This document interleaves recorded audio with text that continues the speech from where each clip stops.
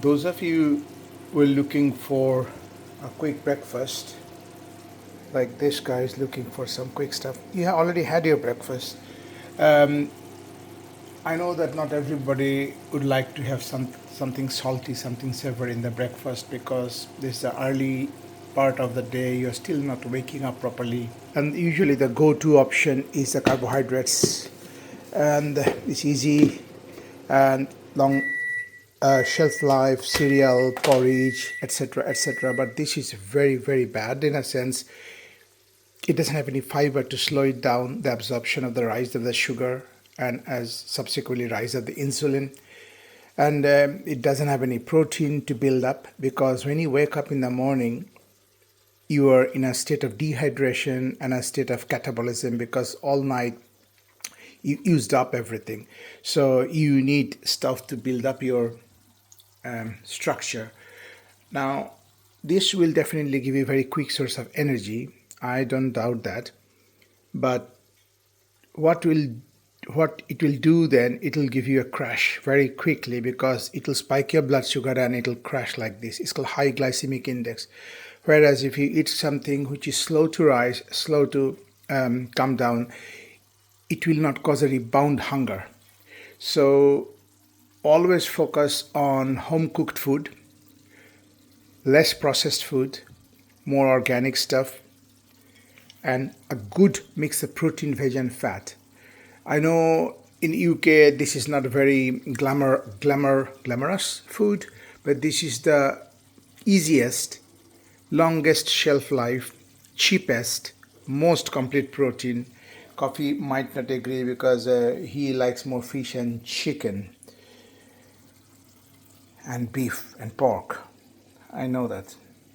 But this is what you do. You get a rainbow color, greens and reds and whites, mushrooms and stuff, and some spice, because without spice, without herbs, without smell, it is rubbish.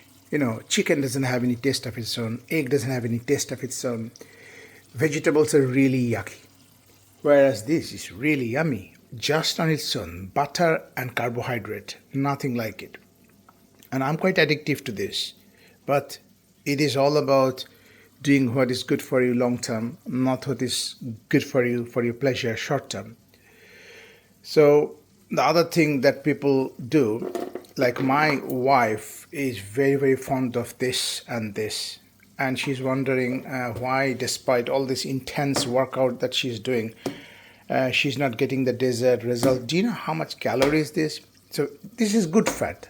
I love fat, but fat is double the amount of calorie that a protein can give you or the carbohydrate can give you. So if this gives you 4, this gives you 9 calorie. Okay, so at the end of the day, when you're trying to do a recomp, we call body recomposition, meaning you may not want to lose weight, but you want to put more muscle and less fat, then you have to be mindful and respectful of the total calorie. If you want to drop size, then you need to drop calories.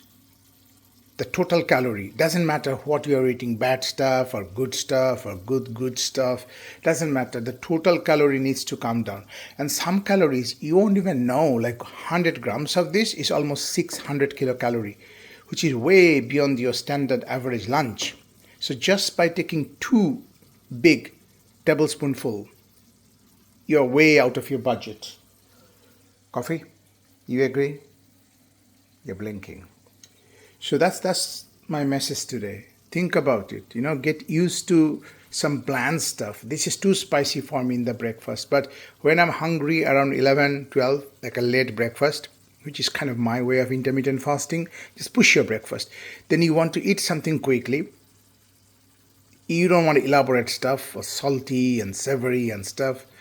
So between the choice of this, which I can have, like biscuits and tea, which is bad. Tea is not bad, the biscuit is bad, bread is bad. I'll just go for 2 or 3 of this. And yes, with the yolk. Yolk is the best bit of the egg. Eating only white is not very good. Anyway, and this is for my daughter. She is only 15, and I make sure that she gets protein and a vitamin D in the morning. Take care. Coffee? You to add something? No?